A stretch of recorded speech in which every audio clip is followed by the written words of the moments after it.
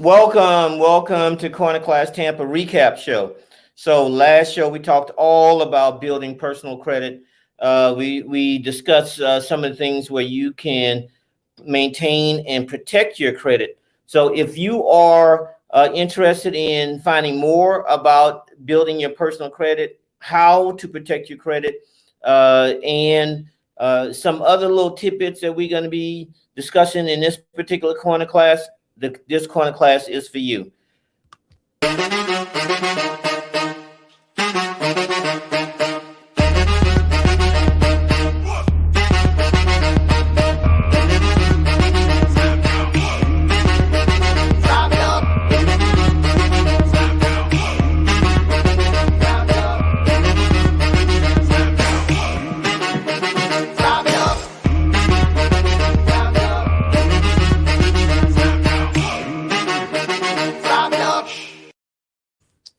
All right, so welcome back. Let's go ahead and bring Jackie in, our co-host. Hey, Jackie, how you doing? Hi, I am doing good. I apologize. I'm having a lot of technical issues with my camera, but I hope my picture will just suffice for today. Well, Jackie, I guess we're gonna have to do what we have to do. Your picture is fine. I know that we discussed that you have a little camera issue, so let's go ahead and continue on. So, Jackie, we had a great last Wednesday that discussed building and protecting personal credit, right? Correct. You know, the one of the things that Gilbert Bennett went through were uh, the tightening of the overlays for your various programs. You had the FHA, VA, and conventional programs that we discussed. The tightening of those overlays required by the banking institution or whoever the lender is, and that could be kind of problematic because you may qualify for the initial base qualification, but those overlays may disqualify you, right? Uh-huh. Yes, correct. And it's really quite confusing, and I'm excited about this recap because it's we're going to be able to get everything cleared out in regards to that. Right. And in with this, that's really with respect to overlays, there's really not much that you can do. Each institution has the right to provide some additional safeguards for their loan that there's going to be underwriting, or if they sell it off to something to another institution. And that's what a lot of people don't understand, is that on the back end, a lot of these processors or loan originators, they do not maintain the loan. They sell that loan off to another institution, and then they have to, for that other institution to purchase the loan from them, it has to meet certain criteria. And that's why one reason why the overlays are in place. But then also, having said that, the protected class is still maintained, so they can't discriminate and do something like blockbusting, redlining. Redlining, of course, is you can't go past this particular line in on the map, or they're going to put all blacks in one spot or all Hispanics in one spot purposefully. They can't do that with an overlay or anything like that. So the Fair Housing Act is still in place. You still have to provide, good quality housing to all qualified applicants, but you can't use an overlay to kind of say, okay, if you black or brown, then you only can live in this part of town and you can't live in this other part of town. So that's kind of what Gilbert was discussing. Okay. Well, that's clear right now. Drew, our consultant that discussed the first time home buyers and first time home buyer steps. That was pretty interesting because he discussed the I guess there's money out there, and you would think that with this $1.9 trillion bill, I'm not sure if it's passed yet. Did that Biden bill 1.9 trillion pass already? I know that it was at the I back at believe the so. I believe so. Actually, I saw that from the news. So what that means is that that may mean that there, I think some of that money is to build infrastructure, housing, and the like. And I think that even with the Fed chair kind of mentioning that inflation is he's concerned about a possible inflation, which caused a dip in the market. I think that that 1.9 trillion is going to be a good boost to the economy. What do you think? Yes, absolutely. That's a lot of money, and it's really designed to be able to help the economy as a whole and individuals as well. Right. I mean, I guess the individuals are going to get the $1,400. Everyone talks about the $1,400 stimulus, or the that particular check that they're going to get. But really, what did not pass, and I know this is a credit show, but what did not pass was the $15 minimum wage. Uh, that is something that I think that when you think about qualifying for a home, and you got to think about all of this in totality. I was in a meeting yesterday at one of the business meeting, and there was a bunch of entrepreneurs there, CEOs, and it was actually titled "Meeting with an Executive" or "Breakfast with an Executive." And so Hmm. we was all in there, and everyone was complaining about $15, and it was pros and cons.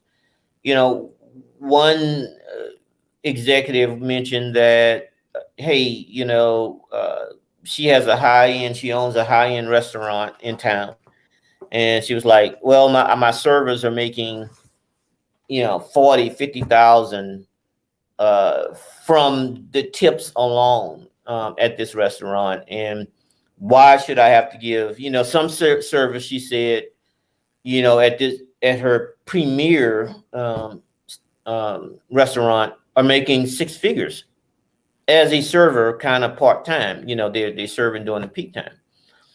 Why should that server get $15 an hour?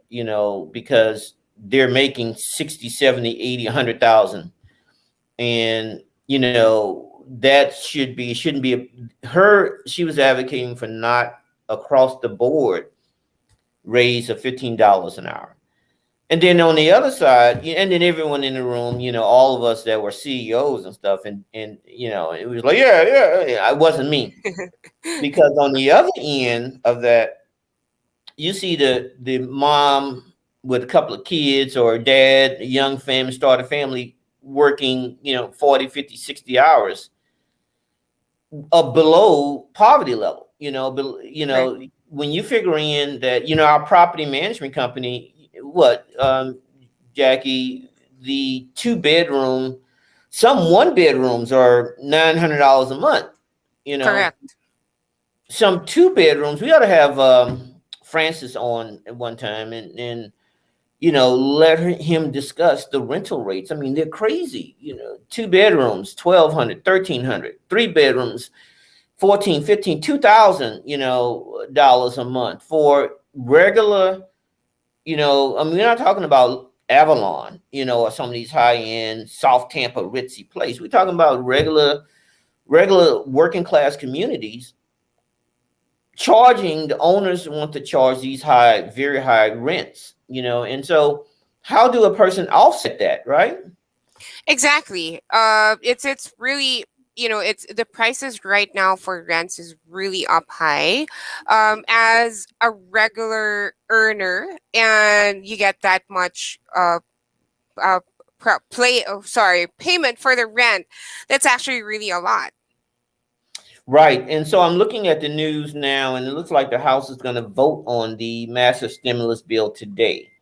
And Oh, okay. again, yeah, so it's going to get voted on today, and it looks like, again, everyone's talking about the $1,400 stimulus check, and oppositions thereof, and so this is not a political show, but you have the same characters up there grandstanding, about not wanting to pay someone to get them out of the you know working poor kind of class level.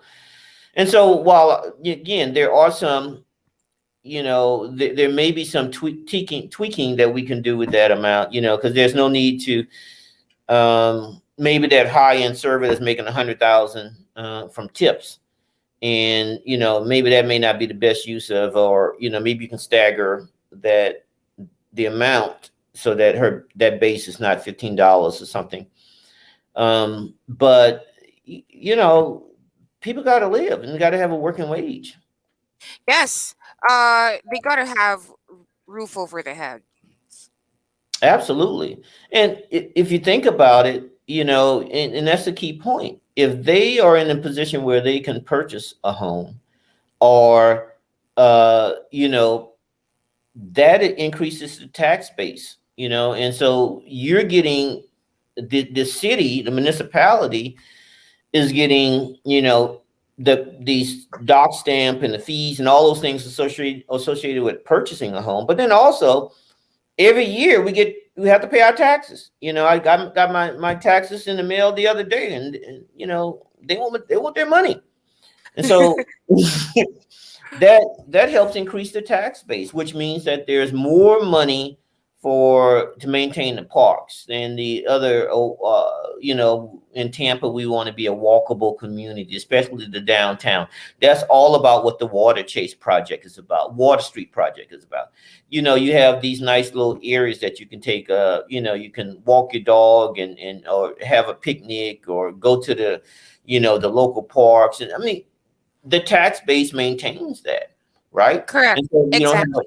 the schools, if you don't have a vibrant tax base, they're not going to be able to maintain that as efficiently. And then also, you know, you're you're having situations where people, when they fall below the poverty level or use services that would not be normally used for like medical care and stuff like that. I mean, instead of going to preventive care, they just go to the emergency. That takes away from the tax base. So again, this is not a political thing, but I think that a lot of people don't think about what the benefits that we will get, the return on the investment when we're talking about giving a robust stimulus check, or when we talk about, giving a living wage so that person can then purchase something, and be part of that American dream. And that's what we all about here at Corner Class Tampa, is helping people be part of that American dream. And Hmm. our lane is through investing. We want Correct. to help people invest and invest in that real estate, invest in that. So be part of that American dream, through, you know, various techniques that we put here on the show for investing. Correct. Yes, and what we also provide also is that information, even if we are not a political show, but the information, we want to be able to be that number one go to for information like this, especially if it is in relation to real estate investing. That is so true. And being part of the real estate investing, you have to qualify, and you have to qualify for money. I don't care how much money you use. If you're using your own money, you're going to run out of it. And so, being able to qualify to get a bank loan, a line of credit, or even if you're looking at private hard money situations, there's a qualification process, and part of that qualification process is a credit score. And Correct. so maintaining that credit and building upon your credit, your FICO scores, and all of the things, your debt to income ratio being low, all those things that are necessary to qualify for a loan, whether using that loan as a first time home buyer situation, or you using that money for investing, you know, is important. You have to be able to be able to qualify, and your score, your personal credit, your score is important, because even if you want to use your company's credit, and in some cases, if you have a strong, vibrant company, they will look at that. And but still, a lot of times they want a personal guarantee when you actually write the loan. Yes, and that's where we also come in as to how you may be able to help in regards to increasing that, right? Absolutely. So, Drew talked about some of Andrew Ware. He talked about the first time home buyer requirement. He said that the city and other municipalities have money, and that took us to that stimulus. The back to the bill that's being there's going to be, it's going to probably pass the House. It's going to pass probably on along party lines. So if and Biden said he's going to sign it. In that bill, I would bet dollars to donuts, I haven't read it, is money for infrastructure, which include housing, which include money for these possibly these nonprofits or the city, which would mean that the coffers, the money that they have available to help first time home buyers, is going to be replenished to Right. maybe historic levels. Exactly, and I don't know if you remember from the time we're in from last year, there were a lot of people who were losing their homes, Mm. cannot afford being able to pay the rent, and or either really just losing their homes. And I strongly believe this will actually really help everyone. Right. In fact, they had that eviction moratorium in place Correct. for forever. In fact, I'm not. It may still be in place. I think that one judge said that it was. I read that. I think it wasn't in Florida, but it was another. Another state said that that was illegal and actually unconstitutional. And so I'm not sure if that eventually is going to go up to the Supreme Court to see if a municipality or an organization um, can stop another owner. Now think about it. What they said is that, and I understand it. Mhm. Again, I don't know why we're talking about politics this show. I'm going to get away from it. But being a property owner myself, being a owner that has investment properties that I rent out, what that bill said to me is that that moratorium said to people in my position is that one, I have to provide housing for those guys. I cannot, but they don't have to pay me. you know, It's like you for free. they can live for free for. It was in place for at least a year, Correct. and so potentially that person can live for free in my house that I'm paying a mortgage on, or my property, my unit that I'm paying a mortgage on, and I have no recourse. Because one, I can't evict them, Hmm. or and two, they were, they was at the high point of that. They were saying, well, you shouldn't even contact them. You can't even, say, give me my money.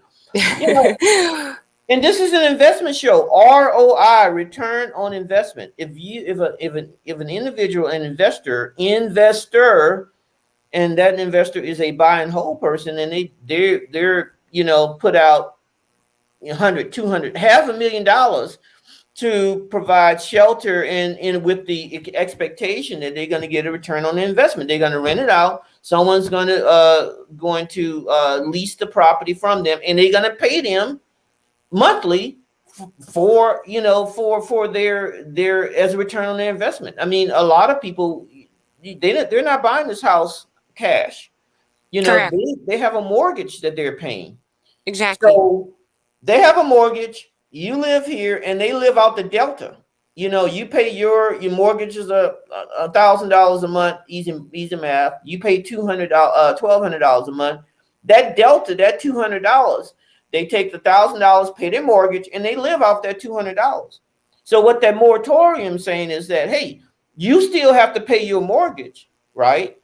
Uh-huh. But they don't have to pay you, and you have no recourse. So I can understand how it could be viewed as unconstitutional. That's unfair to the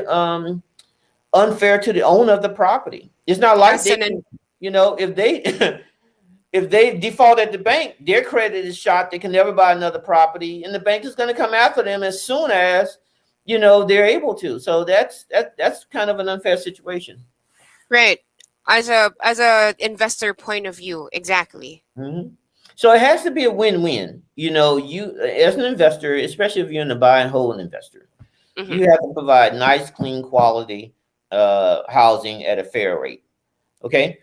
Right. The return of that is the win for the investor is that person is going to pay you an amount of money for renting the property, and it is a meeting of the mind. It's a mutual meeting of the minds that, hey, I'm going to let you release this property, and in turn, on a monthly basis, you're going to give me an agreed upon amount. Right. And again, we was working on something that never happened in our lifetime. No one expect The the pandemic. pandemic to go on as long as it did, or has, and record unemployment and all of that. And so I understand that there needs to be some type of minimum safety net in place. I agree with that. But to say that an owner of a property have no recourse whatsoever should another person that assigned a legally binding contract, uh, is unfair. That's unfair to that owner. I mean, it got to be, it got to be some way where we can make that a win-win situation. Correct. Yes. That's exactly why you're in this market in the first place. You want to be able to do that ROI. The investment that you've put in, the time, the money, even the effort that you've been putting in. So yes. Right. It got to be a win for the investor. So investor guys, I mean, we're not doing this out. We are doing it in a way to help the community and some. But in the end of the day, we're businessmen and we're looking at ROI. We're not, a return on our investment in most cases. So the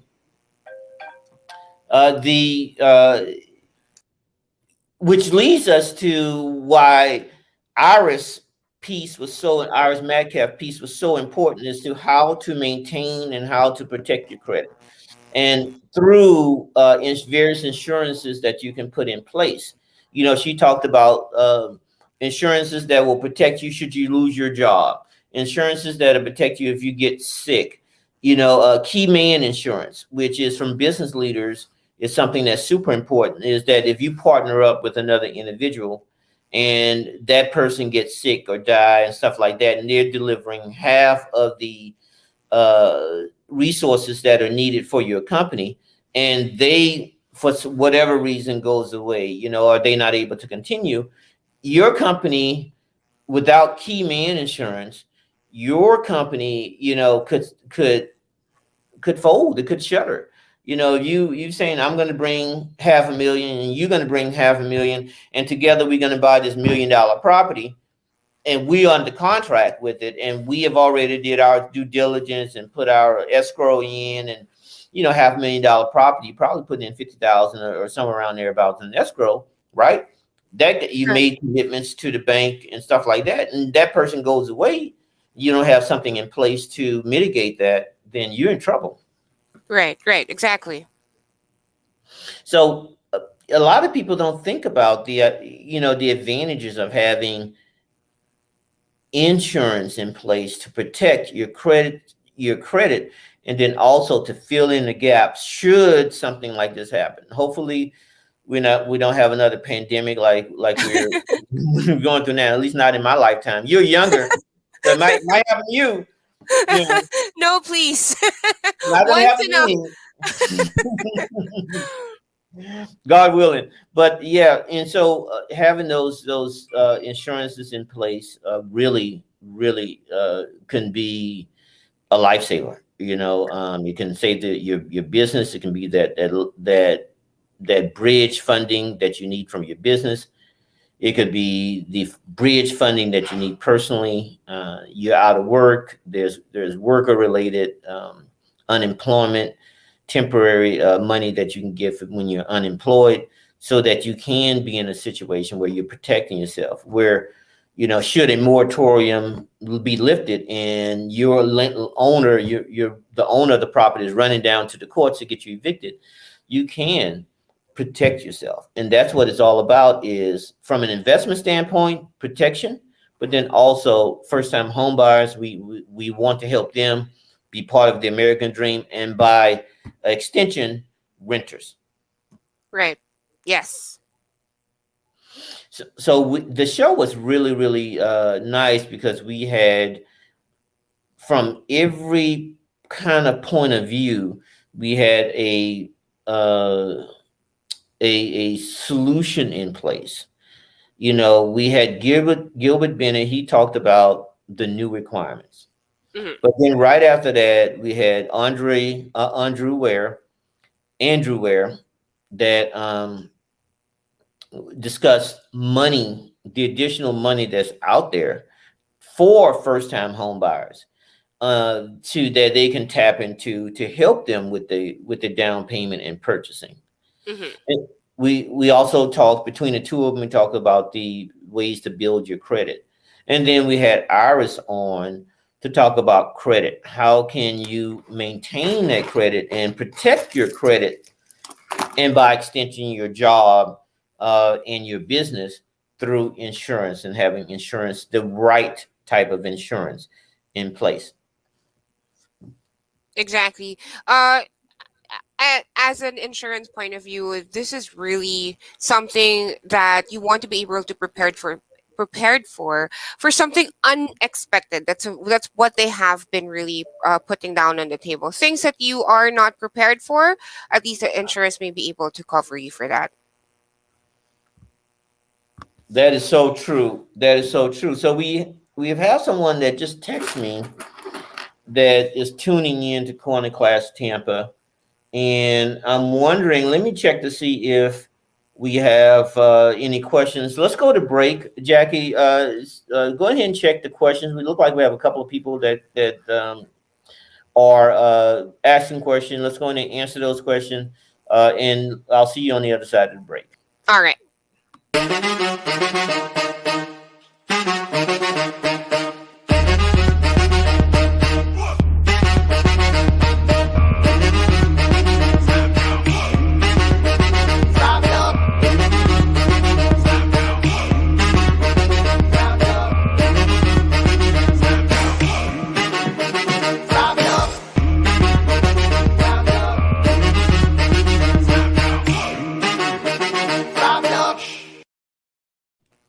Awesome, awesome. So we're back, and we had a question that came in to me. Actually, they text me. That's the advantage of having a live show, Jack. Is that, oh, I know David. I'm gonna text him right in the middle of the show. Right in the middle of the show. We're gonna see if this live or not.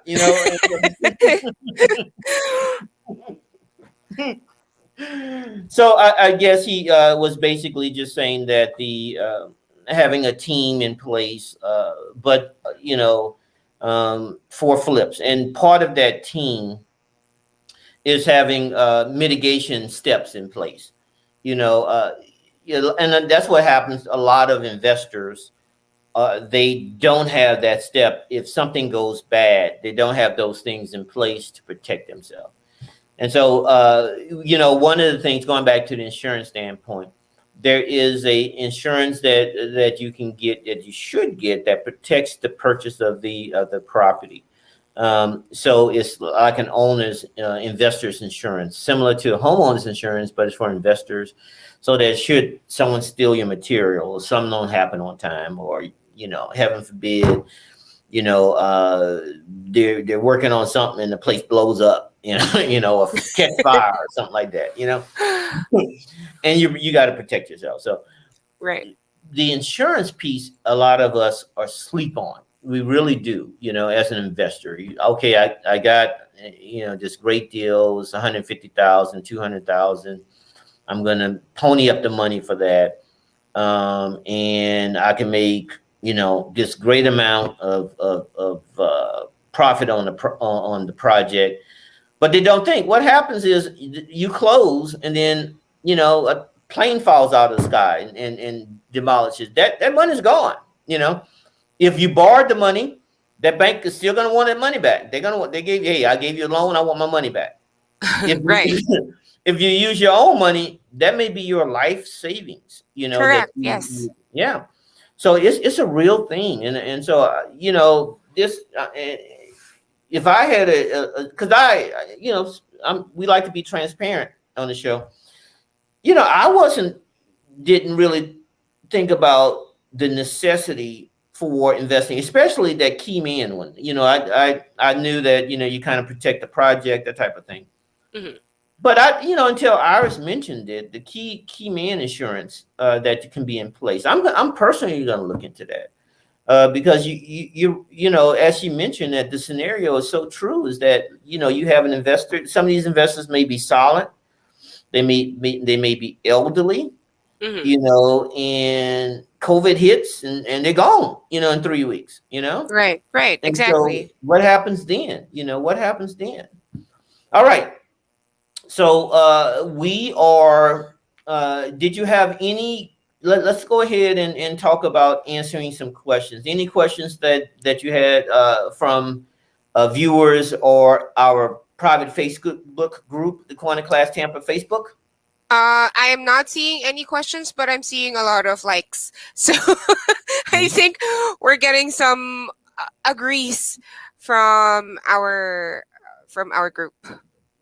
That's true. That's true. So I have one. I'm going to go ahead and read it. Sure.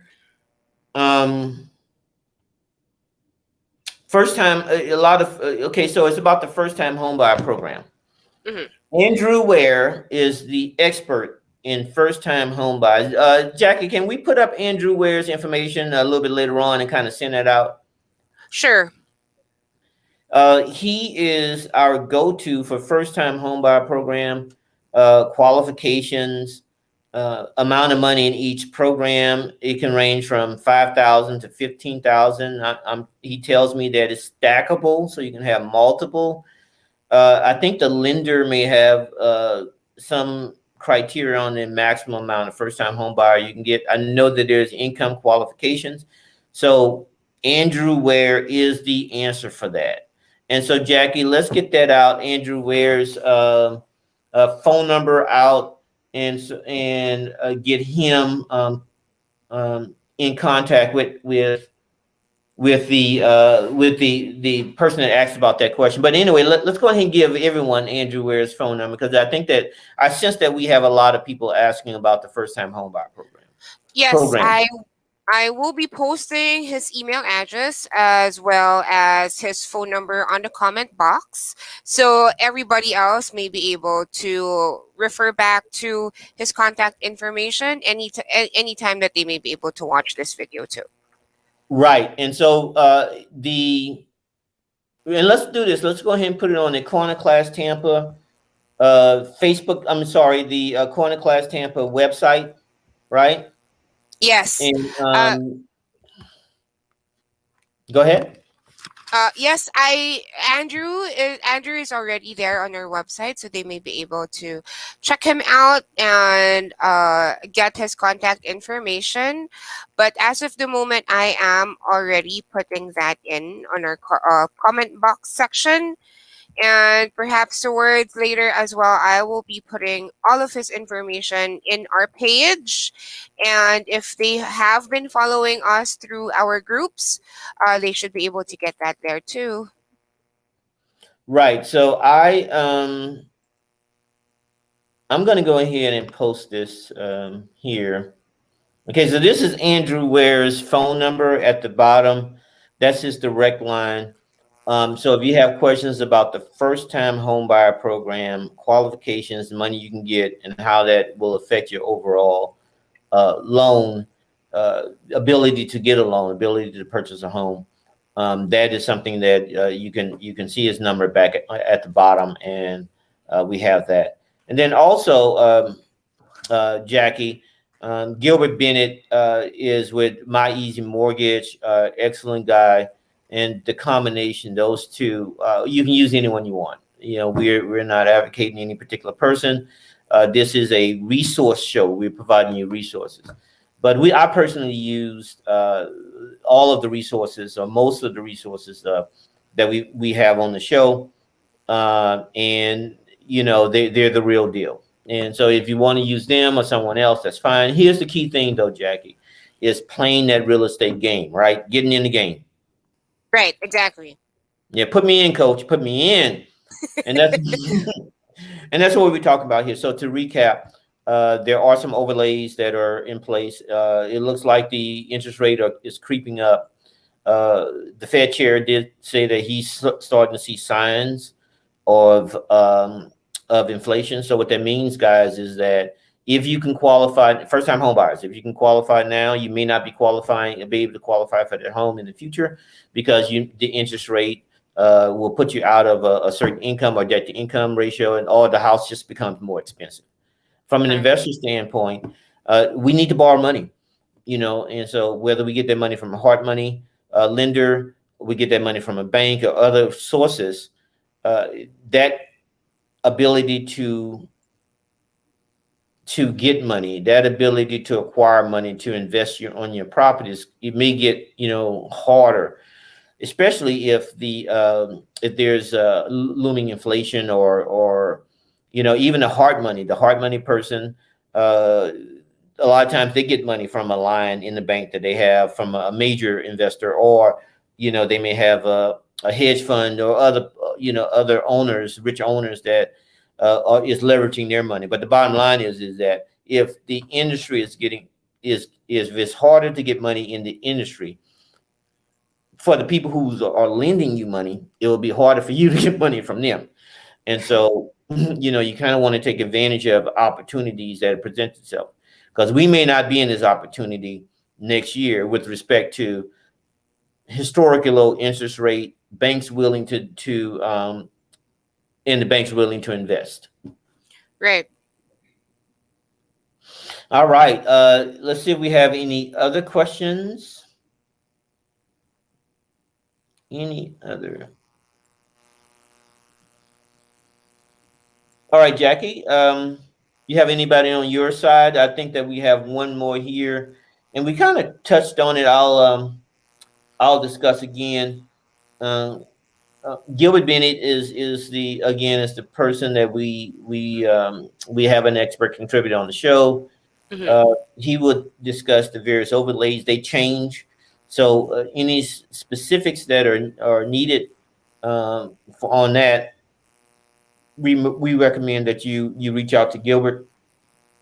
Iris Metcalf is the okay. We have one. Okay, just came in. So Iris is our expert contributor with various ways of insurance and ways that you can protect yourself. And so we will put up Iris. We have a question on that. We'll put up Iris information. Also, Jackie. Okay. Okay, I will. All right. All right. So let's take a break and then we'll wrap up. Okay.